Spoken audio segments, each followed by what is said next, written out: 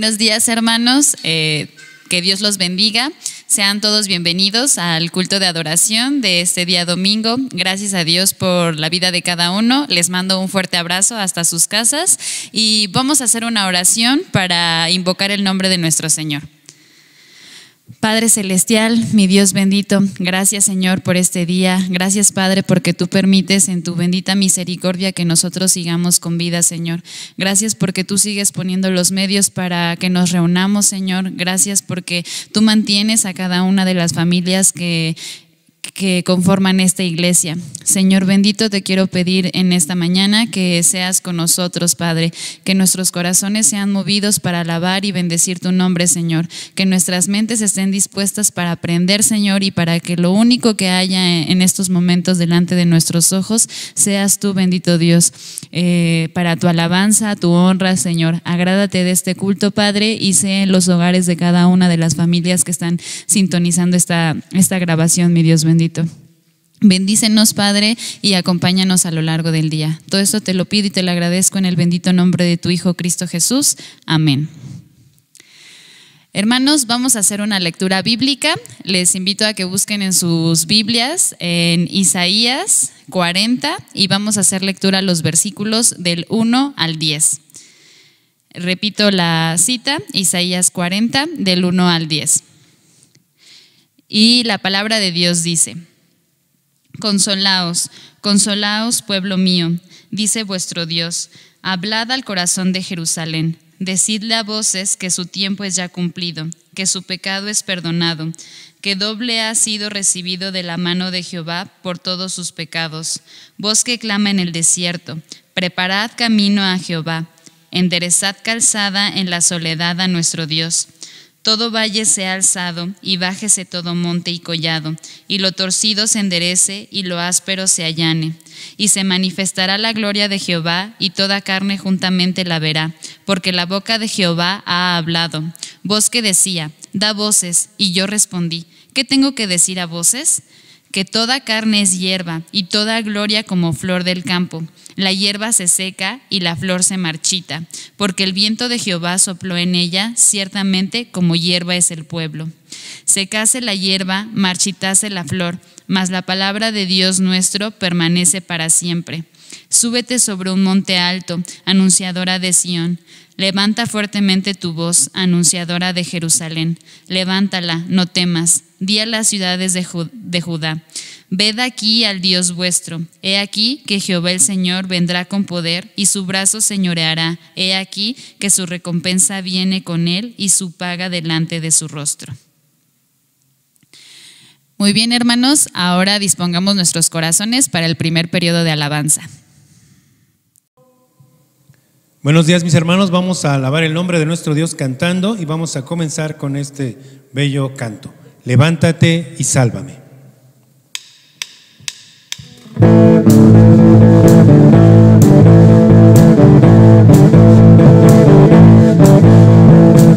Aunque un ejército campe contra mí, no temeré.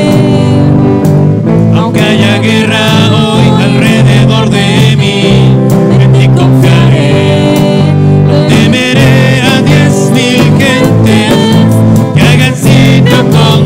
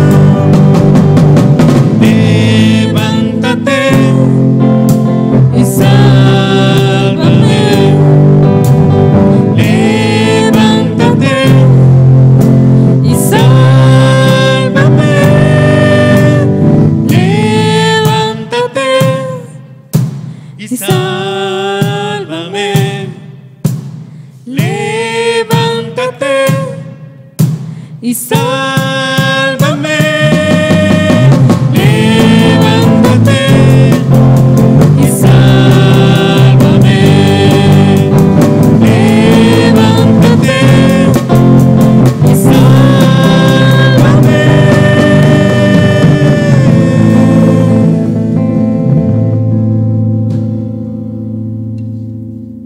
Sigamos alabando a nuestro Dios, hermanos. Este canto se titula Dios no nos trajo hasta aquí.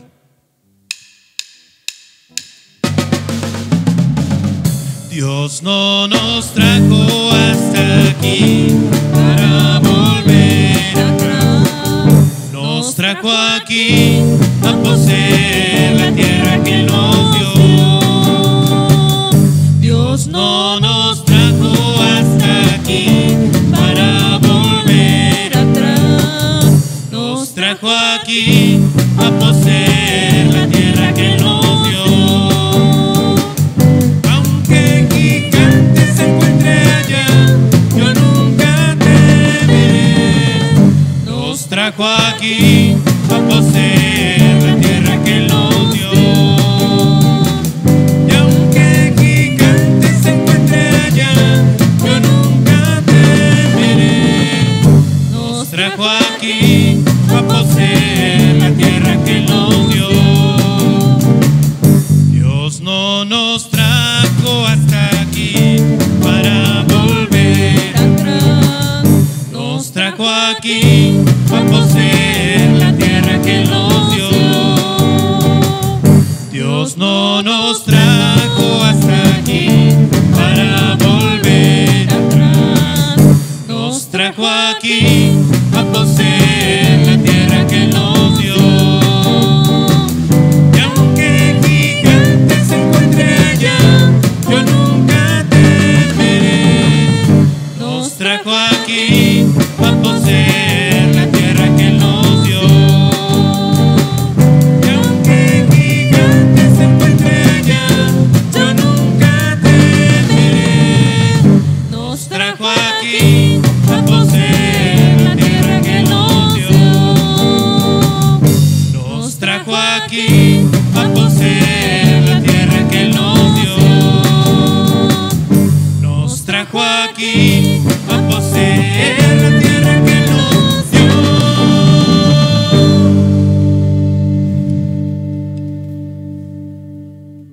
Vamos a terminar nuestro primer periodo de alabanza, hermanos. Vamos a cantar a nuestro Señor y Rey. El Señor es mi Rey.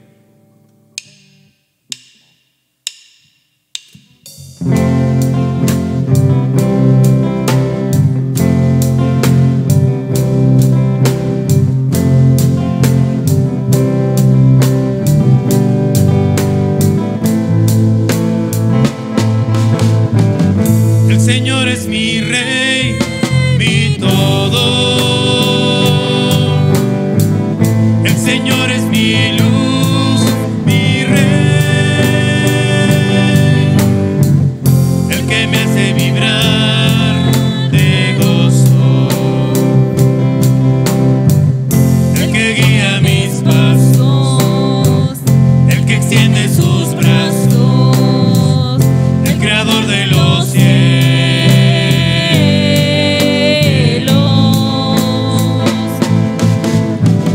El Señor es mi Rey, mi todo. El Señor es mi luz, mi Rey, el que me hace vibrar de gozo, el que guía mis pasos, el que extiende sus brazos, el creador de los cielos.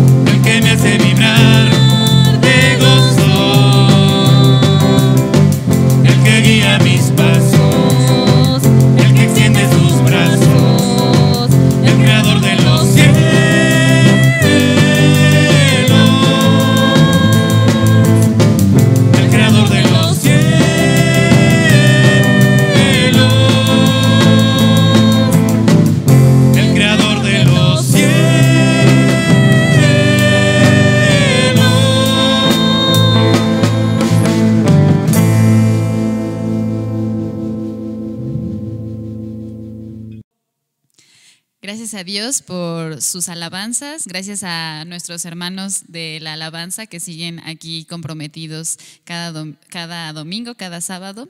Y hermanos, les vamos a abrir una invitación para que sigan mandando sus gratitudes, sigan enviándonos también sus peticiones a través del grupo de WhatsApp, y si no, pues directamente con la hermana Elia. Hermanos, nos gozamos cada semana de escuchar las gratitudes de nuestros hermanos, escuchar cómo están, aunque sea pues las gratitudes que tenemos todos, ¿no? Que Dios está con nosotros a cada momento. Entonces hay que enviar, no hay que desistir de enviar nuestras gratitudes, hermanos.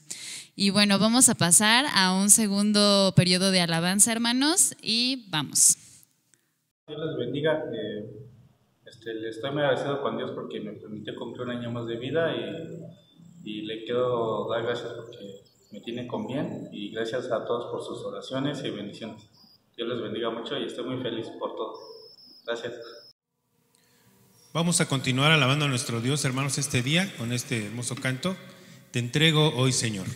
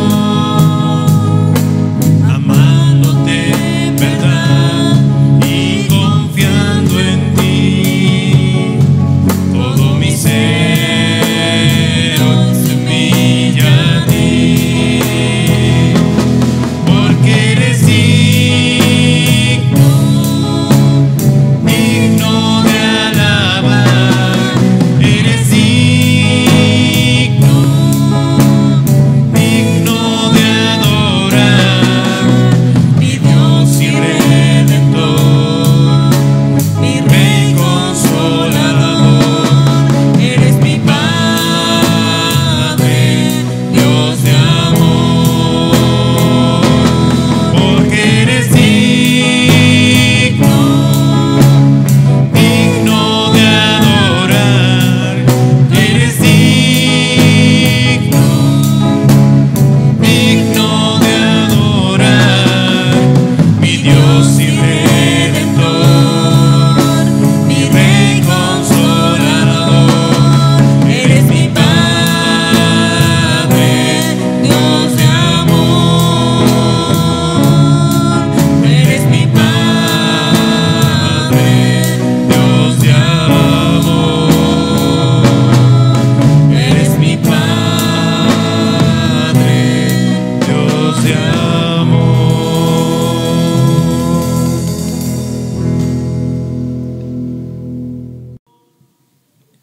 a continuar alabando a Dios, hermanos. Vamos a alabar a nuestro Padre Celestial y lo vamos a hacer con este hermoso canto, Cerca de ti.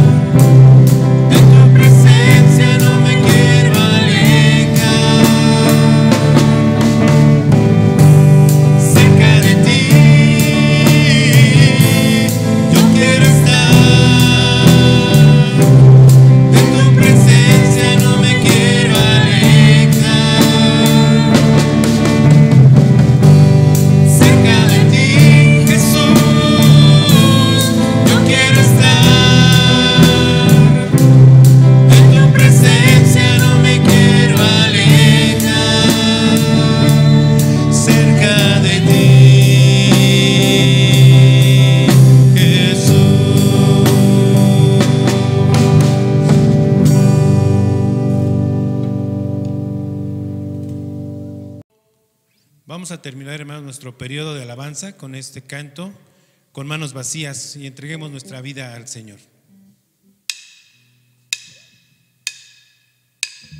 Con manos vacías vengo a ti, no tengo nada que darte, no hay nada de valor en mí, no puedo impresionarte, te puedo entregar mi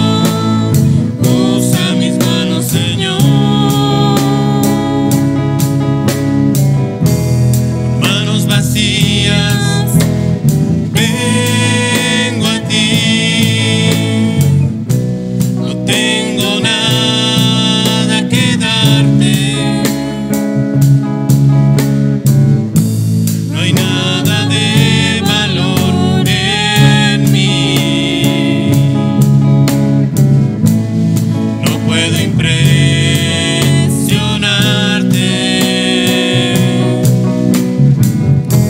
te puedo entregar mi corazón,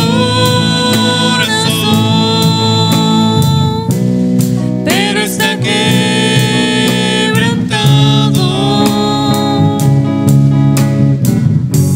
Recíbelo, mi buen pastor.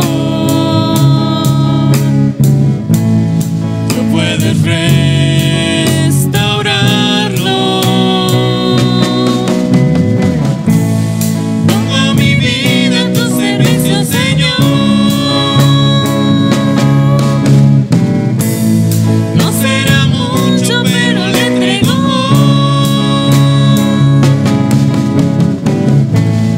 Y si mis manos hoy vacías están, no puedes llenarlas con tu gran poder y amor. Usa mis manos, Señor. Pongo mi vida a tu servicio, Señor. No será mucho, pero le entrego.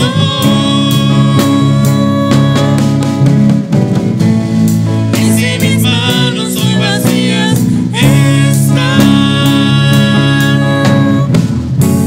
no puedes llenarlas con tu gran poder y amor. Usa mis manos, Señor.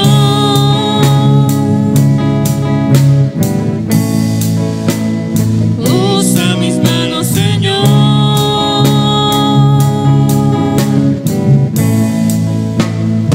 Usa mis manos, Señor.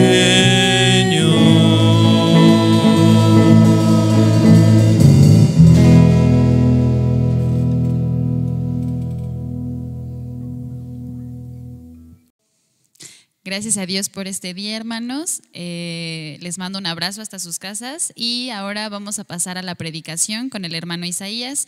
Antes vamos a hacer una oración con Mariana. Vamos a orar, hermanos. Señor bendito que estás en los cielos, gracias te damos, Padre, porque tú estás aquí con nosotros, porque tú nos acompañas, Señor, en cada domingo, Señor, con mis hermanos allá en sus hogares, Padre, y con todos mis hermanos que se encargan de hacer este trabajo, Padre. Te pedimos esta mañana, Señor, que tú seas con el hermano que trae tu palabra, Señor, que tú, Señor, seas quien hable a través de él, Padre, que nosotros podamos estar atentos, Señor, y que todo lo que él nos va a decir, Señor, nos sirva y lo practiquemos día a día en nuestras vidas, Padre. Te lo pido, Señor, que estés con mi hermano que va a dar la palabra el día de hoy, Señor, que tú lo sigas bendiciendo y llenando en sus vidas, Padre. Te lo pido, Señor, y te doy las gracias en el bendito nombre de tu amado Hijo Jesús. Amén. Gracias a Dios por este día, hermanos. Les invito a que queden pendientes al final del video de los anuncios y, hermanos, pues estemos al pendientes unos de otros durante la semana. Que Dios les bendiga. Hermanos, buenos días. Vamos a meditar unos momentos en esta mañana en la palabra de Dios, continuando con la temática que hemos estado estudiando en las predicaciones sobre la unidad de la iglesia. Y ya hemos visto cómo en el Nuevo Testamento especialmente los apóstoles se preocupaban porque la iglesia tuviera clara la idea de que la iglesia es una unidad. Ya vimos cómo el apóstol Pablo nos enseña que la iglesia es un cuerpo que tiene que trabajar junto, que Dios nos dio dones para que unidos funcionemos como un cuerpo. Bueno, vamos a estudiar en esta mañana brevemente sobre lo que enseña ahora el apóstol Pedro. Y vamos a ver ahí en su Biblia, por favor, busque la primera carta de Pedro, capítulo 5, y vamos a meditar en los versículos del 1 al 7. Primera carta de Pedro, capítulo 5, versículos 1 al 7. Voy a leerlo, sígalo usted ahí en su casa. Y dice el apóstol Pedro, capítulo 5, versículos 1 al 7. Ruego a los ancianos que están entre vosotros, yo anciano también con ellos, y testigo de los padecimientos de Cristo, que soy también participante de la gloria que será revelada. Apacentad la grey de Dios que está entre vosotros, cuidando de ella no por fuerza, sino voluntariamente, no por ganancia deshonesta, sino con ánimo pronto, no como teniendo señorío sobre los que están a vuestro cuidado, sino siendo ejemplos de la ley. Y cuando aparezca el príncipe de los pastores, vosotros recibiréis la corona incorruptible de gloria. Igualmente, jóvenes, estad sujetos a los ancianos, y todos sumisos unos a otros, revestidos de humildad, porque Dios resiste a los soberbios y da gracia a los humildes. Humillaos pues bajo la poderosa mano de Dios para que Él os exalte cuando fuere tiempo, echando toda vuestra ansiedad sobre Él, porque Él tiene cuidado de vosotros. Bueno, el apóstol Pedro escribió esta carta alrededor del año 64 después de Cristo. En el tiempo en que el apóstol escribió esta primera carta, la iglesia ya estaba empezando a sufrir alguna persecución, principalmente unos 20 años antes, por ahí del año 40, los judíos que veían con malos ojos el cristianismo que estaba surgiendo en Jerusalén y en toda Judea, los judíos se encargaron de perseguir a los judíos cristianos, pero esa persecución poco a poco fue extendiéndose a toda la iglesia que ya estaba en ese momento, y los emperadores romanos empezaban a permitir cierta persecución a los cristianos. Bueno, pues alrededor del año 64, que es cuando Pedro escribe esta carta, ya la iglesia estaba sufriendo persecución en una forma más sistemática, en una forma más fuerte, de manera que muchos creyentes tenían que estar huyendo de sus ciudades de origen.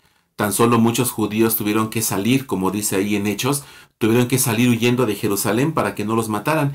Y conforme estos hermanos iban pues peregrinando, iban predicando y esparciendo el evangelio, se fundaban iglesias, y esas iglesias lo que hacían era tener la responsabilidad de cuidar y de atender a los hermanos que estaban huyendo. Significa que cuando Pedro dice ahí en su capítulo 1, versículo 1, dice Pedro que él escribe a los expatriados de la dispersión en el Ponto, Galacia, Capadocia, Asia y Bitinia. Estas ciudades o esta región es lo que ahora conocemos como Turquía, que en ese tiempo se llamaba Asia, o los historiadores como le llaman Asia Menor. Entonces toda la región de Turquía es donde estaban sufriendo esta persecución. Estos creyentes que estaban siendo perseguidos eran tanto cristianos judíos como cristianos gentiles, y ya estaban empezando a sufrir persecución por parte del Imperio Romano. Unos pocos años, un par de años después, la persecución se intensifica bajo las manos de Nerón, quien promovió una persecución y un aniquilamiento de los cristianos y los acusó falsamente de incendiar la ciudad de Roma. Bueno, pues Pedro escribe esta carta en medio de esos años de tribulación, enseñándoles y exhortando a las iglesias a vivir en santidad, a vivir en temor, a vivir con esperanza, enfrentando las pruebas que estaban viviendo y que vendrían después. Esto es importante, hermanos, porque uno de los temas principales de la primera carta de Pedro es cómo enfrentar el sufrimiento. Si usted quiere saber cómo debe enfrentar las pruebas, cómo debe enfrentar las situaciones complejas que muchas veces como cristianos vivimos, usted debe estudiar la primera carta de Pedro, porque Pedro nos enseña cómo debemos enfrentar el sufrimiento, sabiendo que las pruebas afinan la fe de los creyentes y que ellos estaban bajo el cuidado de Dios. Por eso Pedro les exhorta a vivir en santidad, a vivir en humildad, teniendo a Cristo como el ejemplo máximo.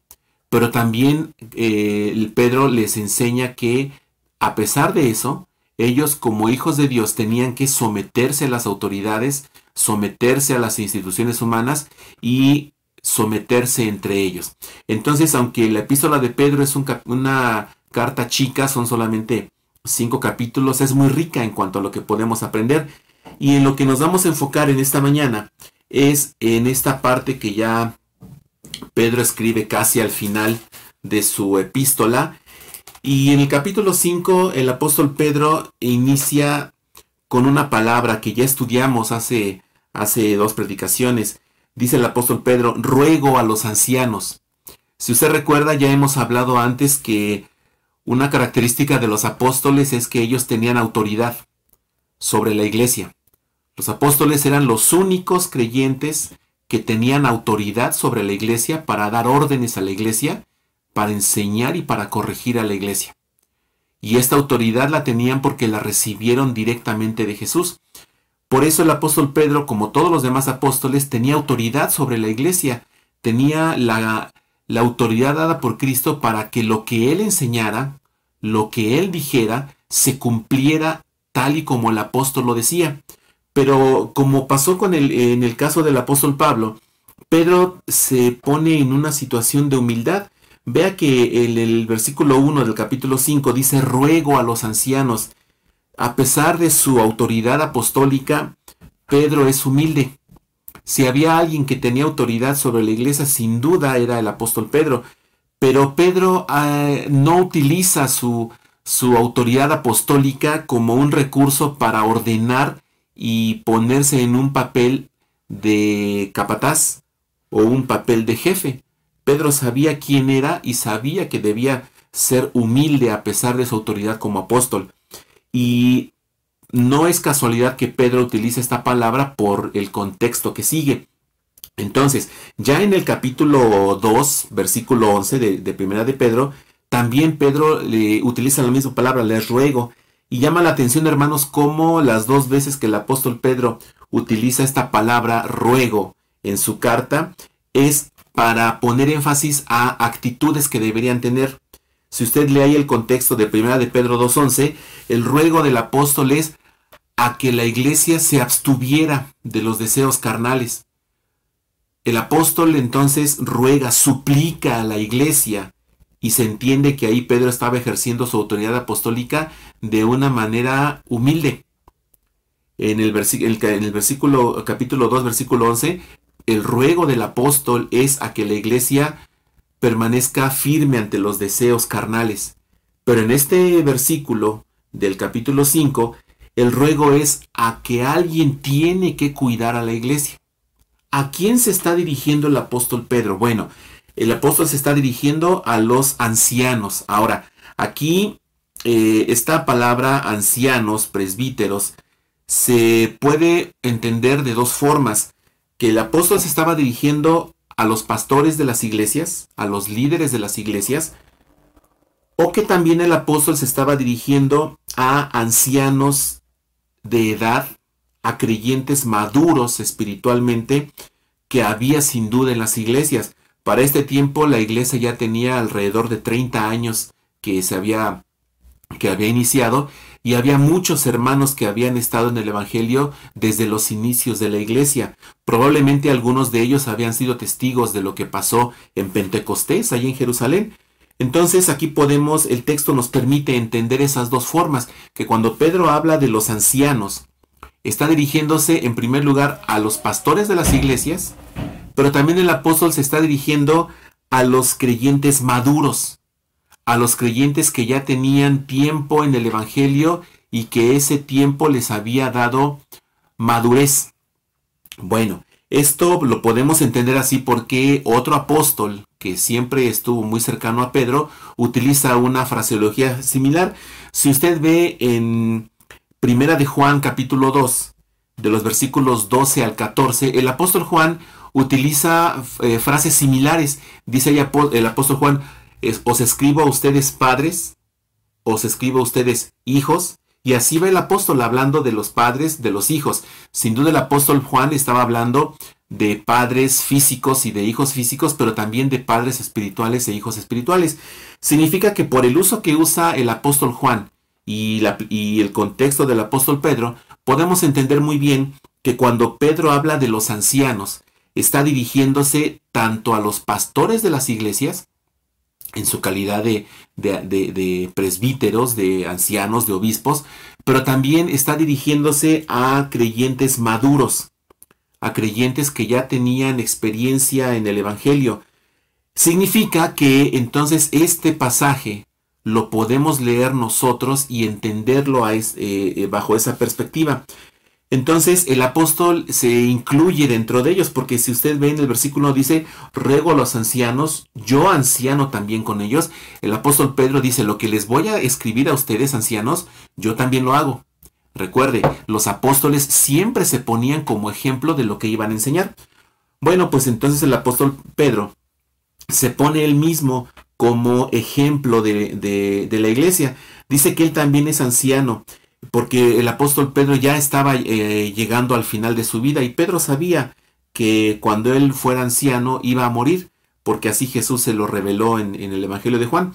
Bueno, pues resulta ser que Pedro ya sabía que estaba en la recta final de su vida, y por eso se preocupa, porque las iglesias entendieran, porque los creyentes maduros, los pastores, quedara bien claro lo que ellos deberían saber. Ve entonces cómo el apóstol Pedro, a pesar de ser apóstol, a pesar de ser uno de los líderes de la iglesia de Jerusalén, el apóstol Pedro había llegado a un momento en su vida en que había experimentado un cambio total.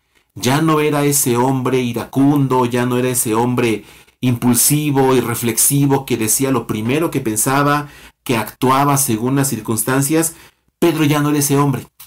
Pedro había experimentado un cambio total en su vida y dejó de ser ese hombre impulsivo para ser ahora un hombre anciano, sabio y humilde. ¿Qué cambio podemos ver, verdad, en la vida del apóstol Pedro? Y el apóstol Pedro recalca aquí su autoridad apostólica, porque dice, y testigo de los padecimientos de Cristo. Pedro vio de primera mano, Pedro estaba ahí en todo el ministerio de Jesús. Pedro vio cómo llegaron los guardas del templo dirigidos por Judas y cómo lo apresaron. Pedro a escondidas, pero vio cómo a su Señor lo golpeaban, cómo sufrió un juicio injusto. Pedro vio cómo Jesús no abrió su boca. Pedro fue testigo de los sufrimientos de Jesús. Pedro fue testigo de cómo los líderes religiosos rechazaban a Jesús. Pedro vio cómo la misma familia de Jesús rechazaba a Jesús, sus hermanos, y cómo Jesús sufrió rechazo, sufrió el rechazo de su propio pueblo. Por eso Pedro podía escribir con autoridad, porque Pedro había estado ahí. Significa que lo que Pedro les iba a decir tenía que obedecerse. Bueno, y el apóstol Pedro se incluye entonces dentro de los ancianos como un testigo. Esa es una característica de los apóstoles. La instrucción que le da el apóstol Pedro a los ancianos es apacentar, cuidar. El apóstol Pedro utiliza aquí una frase, una palabra que se utilizaba en el ámbito de la agronomía, al hecho de cuidar, de apacentar a las ovejas. Bueno, pues el apóstol Pedro exhorta a cuidar, a apacentar. Y es curioso, bueno, no es curioso, es significativo más bien, que es la misma orden que recibió Pedro de su Señor. Si usted ve en Juan 21:16, Jesús le dice a Pedro, Pedro, ¿me amas? Entonces apacienta mis corderos, cuida mis ovejas. Es la misma orden que Pedro estaba dando a las iglesias, la orden que él había recibido de su Señor. Ahora, ¿cómo iban a apacentar la grey de Dios? ¿Cómo iban ellos a cuidar la porción de la iglesia que estaba con ellos? Bueno, eso es lo que precisamente va a decir el apóstol a continuación. Pedro entonces les enseña la manera en que los ancianos, en que los pastores, en que los cristianos maduros tenían que cuidar a la iglesia. Y utiliza el apóstol Pedro 3 contrastes que podemos ver desde los versículos 2 hasta el versículo 3. Encontramos 3 contrastes donde el apóstol les dice la forma en que deben cuidarse. En primer lugar dice que el cuidado de la iglesia, el cuidado de los creyentes tiene que ser no por fuerza, sino voluntariamente. Los ancianos, los cristianos maduros, los pastores, tienen que cuidar a la iglesia, tienen que cuidar a sus hermanos, no porque se sientan obligados, no porque no les quede otra, porque entonces lo van a hacer mal, o incluso no lo iban a hacer. En contraste a esto, tiene que ser un servicio, un cuidado voluntario. Esa es una característica de los pastores. El pastorado tiene que ejercerse por la voluntad de querer servir a Dios, no por una forma en que alguien se sintió obligado. Pero también así los cristianos maduros tienen que cuidar a sus hermanos menos maduros o más jóvenes espiritualmente, tienen que cuidar a sus hermanos voluntariamente. El cuidado de la iglesia, hermanos, tiene que ser por un deseo sincero de servir y no por un deseo de obtener algo a cambio. Dice el apóstol Pedro, no por ganancia deshonesta, aquí es el segundo contraste, no por ganancia deshonesta, sino con ánimo pronto.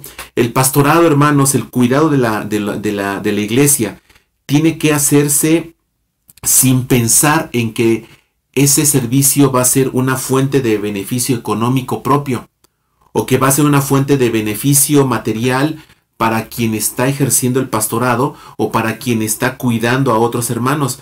No debemos ver o no debemos esperar, bueno, ya cuidé a este hermano, ahora que me toca a mí. No, hermanos, no debe haber una ganancia deshonesta, y el apóstol Pablo es lo mismo que le enseña a Timoteo y a Tito en 1 Timoteo 3:3 y en Tito 1:7. El apóstol Pablo enseña esto mismo, el cuidado de la iglesia tiene que ser sin buscar una ganancia material. En contraste a esto, dice el apóstol Pedro, sino con ánimo pronto, es decir, los ancianos, los creyentes maduros deben cuidar con gusto, con buen ánimo, con el gozo de servir a sus hermanos más jóvenes. El tercer contraste dice, no como teniendo señorío, sino siendo ejemplos de la ley. Los ancianos no tienen que sentirse superiores a la iglesia. Los pastores, los líderes, los cristianos maduros no deben sentirse superiores a la iglesia. No el estar mucho tiempo en la iglesia o el haber permanecido muchos años en una iglesia, hermano, no te debe dar la supuesta autoridad de creer que tienes más capacidad que otros. Es triste cuando en la iglesia nos dicen, pues hermano, es que casi tú eres el nuevo. Es que hermano, aquí siempre se ha hecho así. Es que hermano, aquí no se hace esto. Hermanos, no debe ser así. El cuidado de la grey tiene que ser dando ejemplo, no sintiéndonos como teniendo más derecho de antigüedad que otros. Y es triste que en nuestra iglesia pasa eso. Y hermanos, bajo lo que dice el apóstol Pedro, no tiene que suceder. ¿Por qué razón? Porque la iglesia no era de los ancianos. La iglesia es de Cristo. Por eso dice el apóstol en el contraste, sino siendo ejemplos de la ley. Los ancianos, los pastores, los cristianos maduros, lejos de enseñorearse sobre sus hermanos, deben ser los primeros en mostrar una actitud humilde. Deben ser los primeros en dar ejemplo de cómo obedecer a Dios. Deben ser los primeros de cómo enfrentar las pruebas. Y es lamentable que a veces al momento de una prueba, los que tienen más tiempo son los primeros que corren. Son los primeros que no apoyan. Son los primeros que no quieren participar. Son los primeros que le decimos, hermano, vamos a hacer esto. Y son los primeros que dicen, no quiero. No me gusta. ¿Quién te dijo? ¿A ti quién te dio esa facultad? No, yo no voy a conectar a mis hijos. No, mis hijos solamente van a estar tanto tiempo y se van. No, hermanos. Si tú eres un cristiano maduro, debes ser el primero en obedecer a tu Señor. Debes ser el primero en dar ejemplo de ser humilde. Y es lamentable que muchos hermanos se sienten así. Se sienten con autoridad sobre los demás.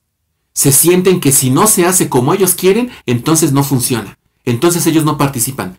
Hermanos, no le estás haciendo un favor al Señor.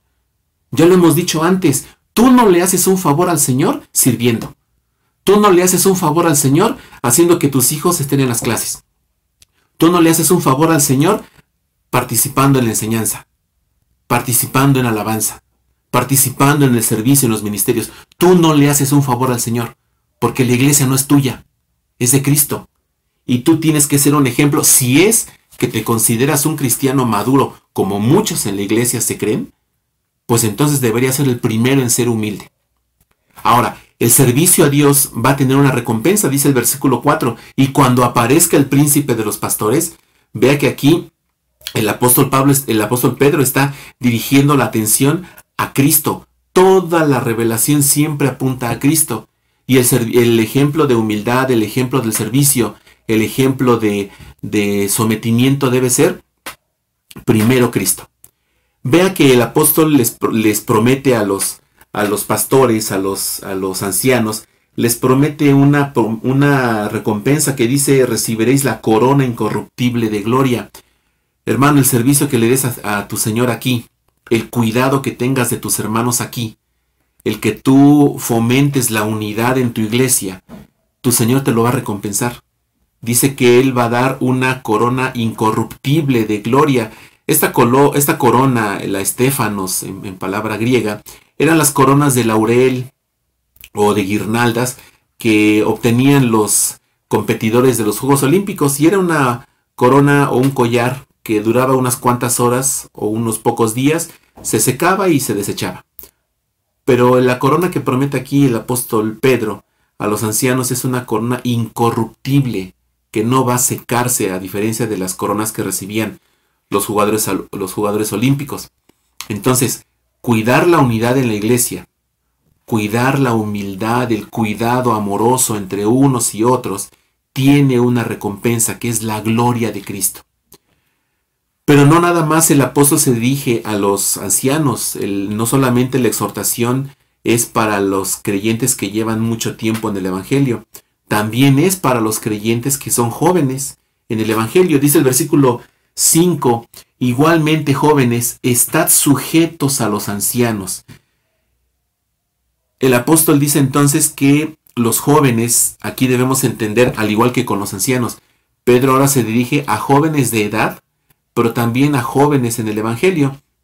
Dice, igualmente ustedes jóvenes, sométanse, estén sujetos a los ancianos. Los jóvenes hermanos debían tener una actitud de obediencia, de respeto hacia los ancianos, porque estaban bajo su cuidado.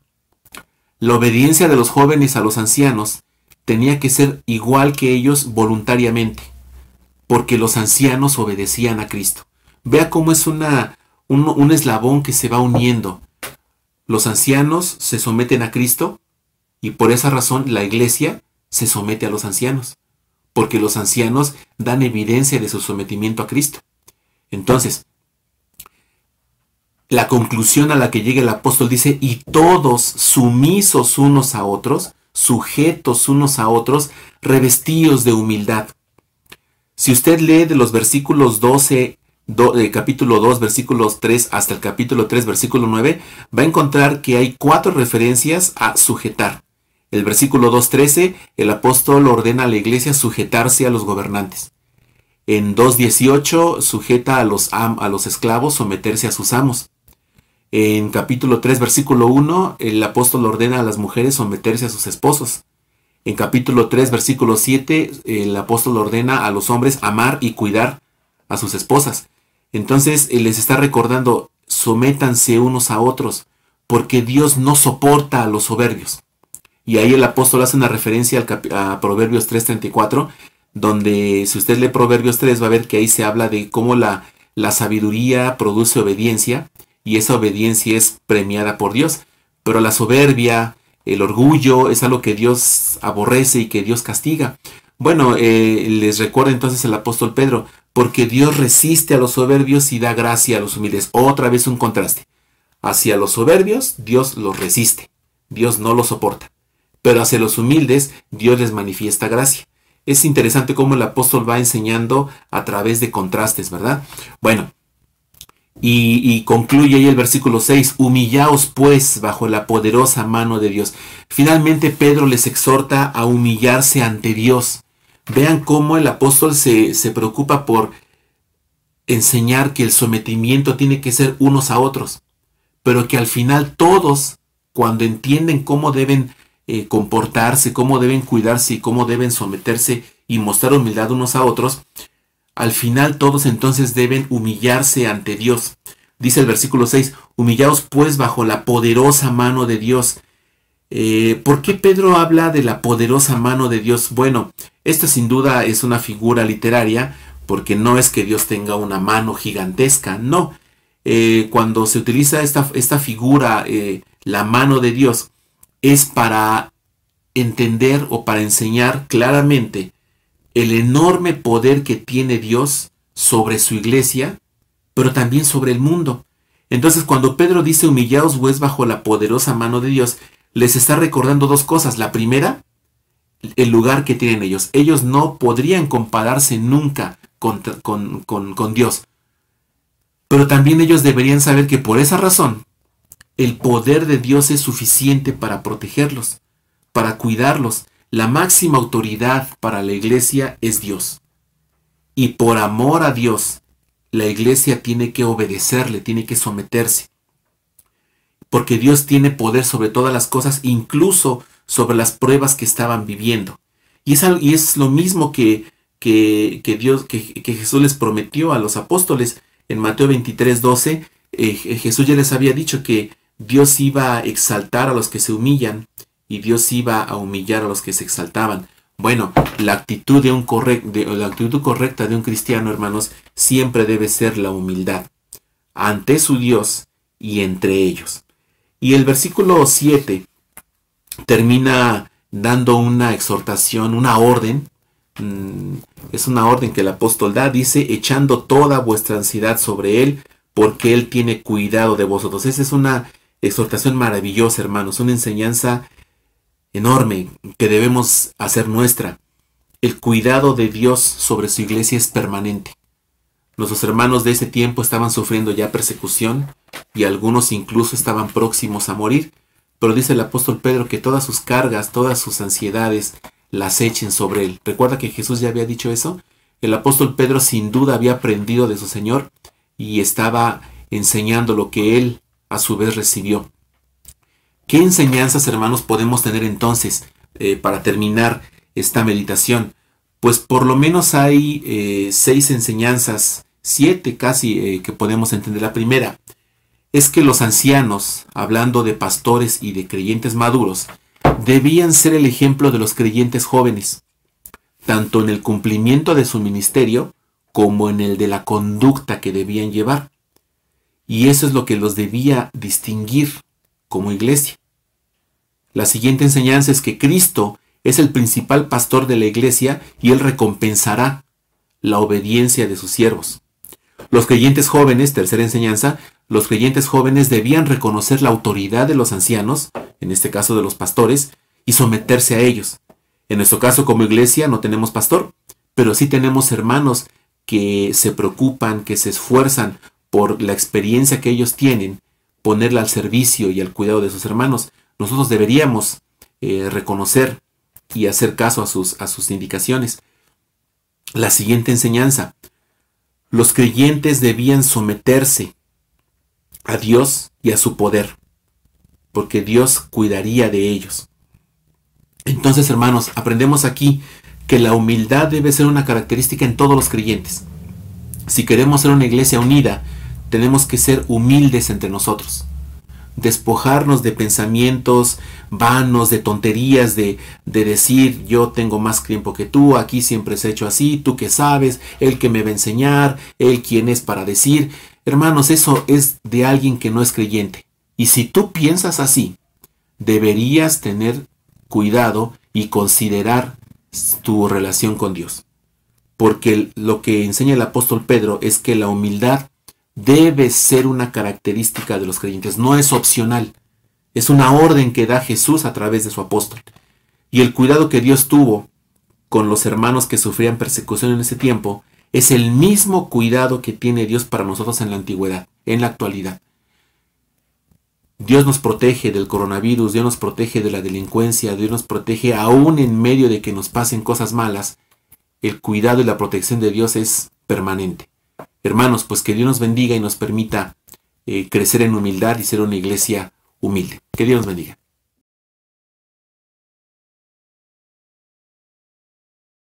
Hermanos, buenos días. Dios les bendiga. Traté de aprenderme el texto que nos dejaron aprendernos en esta semana, hermanos. Y estas palabras que yo te mando hoy estarán sobre tu corazón y las repetirás a tus hijos y hablarás de ellas estando en tu casa y andando por el camino y al acostarte y cuando te levantes. Y las atarás como señal en tu mano y estarán como frontal entre tus ojos. Y las escribirás en los postes de tu casa y de tus puertas. Amén, hermanos.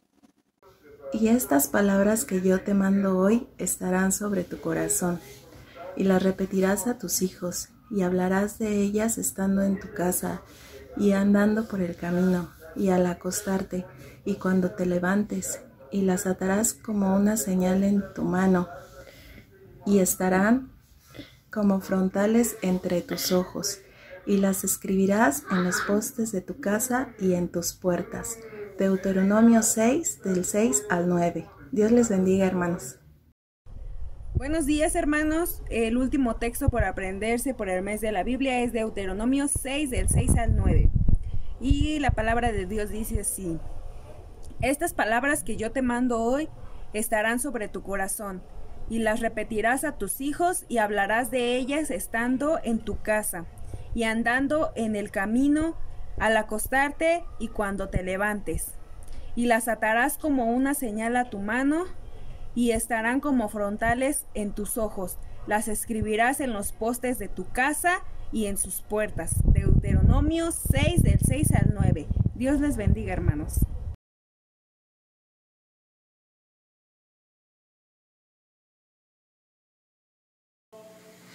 Hermanos, Dios les bendiga. Vamos a tomar ahora la cena del Señor.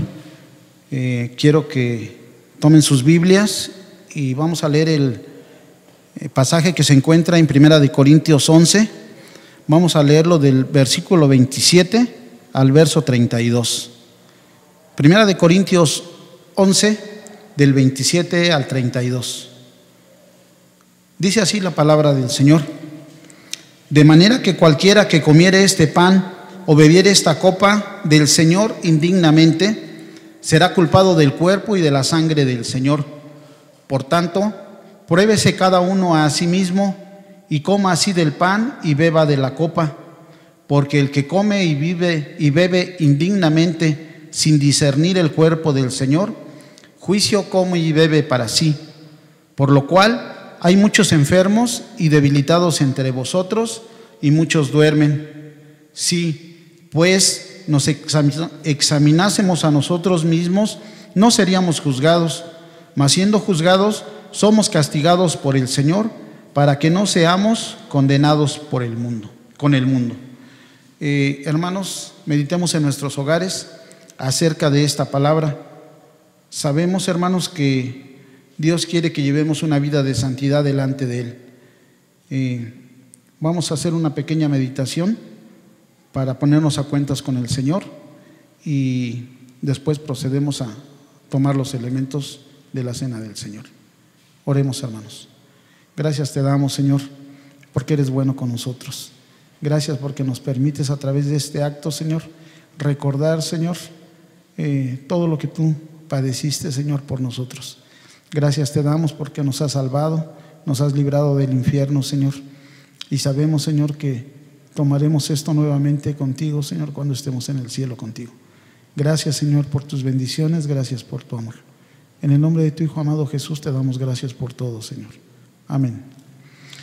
En el mismo capítulo de 1 Corintios 11, pero ahora del verso 23 al verso 24, 23 y 24 vamos a darle lectura, hermanos. Dice así: porque yo recibí del Señor lo que también os he enseñado, que el Señor Jesús, la noche que fue entregado, tomó pan, y habiendo dado gracias, lo partió y dijo: tomad, comed, esto es mi cuerpo, que por vosotros es partido. Haced esto en memoria de mí. Vamos a orar con nuestra hermana Mari por el pan, hermanos. Vamos a orar, hermanos. Dios Padre eterno, Señor Jesús, gracias te damos en este día, Señor, por la oportunidad que tú nos das de poder compartir el pan y el vino, Señor, en tu nombre. Gracias, Señor, por el sacrificio que tú hiciste por nosotros en esa cruz. Gracias, Señor, porque en esa cruz tú pensaste en cada uno de nosotros. Gracias, Señor, por tu amor, por tu misericordia para nuestra vida. Que nosotros podamos, Señor, así corresponder de la misma forma en todo lo que hagamos. Que lo hagamos con pasión, con gozo, Señor, sabiendo que lo hacemos por ti. Alabado sea tu nombre, Señor. Amén. Comamos, hermanos.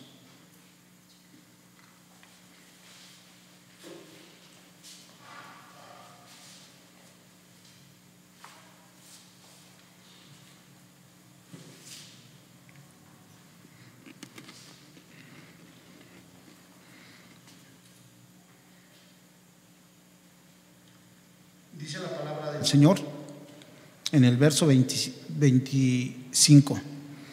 Asimismo tomó también la copa después de haber cenado, diciendo: esta copa es el nuevo pacto en mi sangre. Haced esto todas las veces que la bebiereis en memoria de mí. Así pues, todas las veces que comiereis este pan y bebiereis esta copa, la muerte del Señor anunciáis hasta que Él venga.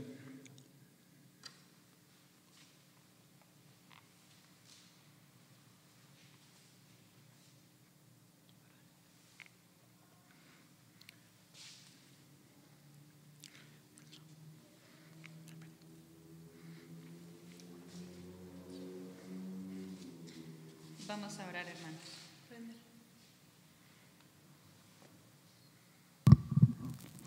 Vamos a orar, hermanos. Dios bendito, Santo Señor, gracias, Padre, por todas las maravillas, Señor. Gracias por el sacrificio que hiciste por nosotros, Padre. Señor, que tú seas suficiente siempre en nuestras vidas, Señor. Que te veamos solo a ti, Padre bendito, y que recordemos cada vez ese bendito sacrificio que hiciste por nosotros, mi Dios. Que nos llenemos de ti en nuestra vida y que solamente teniéndote a ti, pues nosotros seamos plenos, Señor. Tengamos todo aquello que según nosotros necesitamos, Padre bendito. Síguenos dirigiendo, Padre, y gracias. Gracias, Señor, por ese bendito sacrificio, porque si estamos aquí es por ti y para ti, mi Señor. Alabado seas por siempre y para siempre. En tu bendito nombre, en el nombre de Cristo Jesús. Amén. Bebamos, hermanos.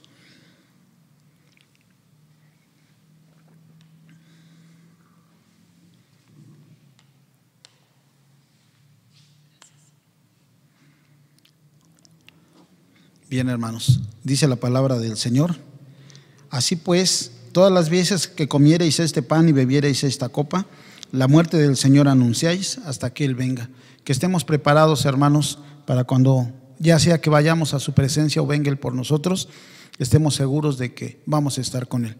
Dios les bendiga, hermanos.